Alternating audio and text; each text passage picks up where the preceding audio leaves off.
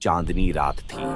आसमान में तारे टिमटिमा रहे थे, लेकिन कब्रिस्तान की सन्नाटा कुछ और ही कहानी बयान कर रहा था।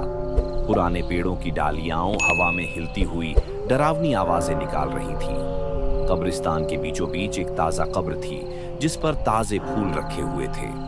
यह कब्र थी रीना की, जो कुछ दिन पहले ही एक रहस्यमयी बीमारी से मर गई थी। गांव वाले रीना की मौत से बहुत दुखी थे, लेकिन साथ ही डरे हुए भी थे। रीना की मौत के बाद से गांव में अजीब अजीब घटनाएं हो रही थी।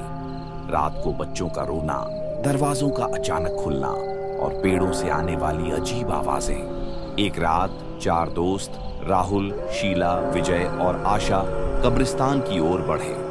उन्हें रीना की मौत का रहस्य जानना था। वे डरे हुए थे, लेकिन जिज्ञासा उन्हें आगे बढ़ा रही थी। जब वे रीना की कब्र के पास पहुंचे तो अचानक हवा तेज चलने लगी। पेड़ों की डालियां जोर जोर से हिलने लगी। उन्हें लगा जैसे कोई उन पर नजर रख रहा हो। तभी कब्र से एक आवाज आई, मैं यहाँ क्यों हूं? आवाज इतनी स्पष्ट थी कि चारों दोस्त दहशत में चिल्ला उठे। वे भागने लगे, लेकिन कब्रिस्तान के बाहर निकलने का रास्ता भूल गए थे। वे इधर उधर भटकते रहे। तभी उन्हें एक रोशनी दिखाई दी। वे रोशनी की ओर बढ़े। रोशनी एक पुराने पेड़ के नीचे से आ रही थी। जब वे पेड़ के पास पहुंचे तो उन्हें एक औरत दिखाई दी। वह औरत बहुत ही खूबसूरत थी, लेकिन उसकी आंखें लाल थीं। औरत ने कहा, तुम लोग यहाँ क्यों आए हो?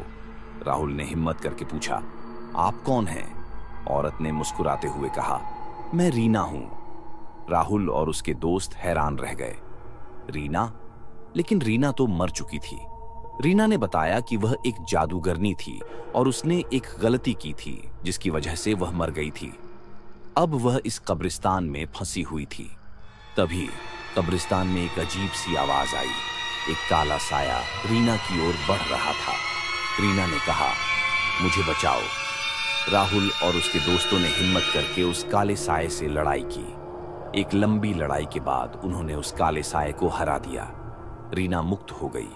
रीना ने राहुल और उसके दोस्तों को धन्यवाद दिया और कहा कि वह अब स्वर्ग चली जाएगी। राहुल और उसके दोस्तों ने राहत की सांस ली।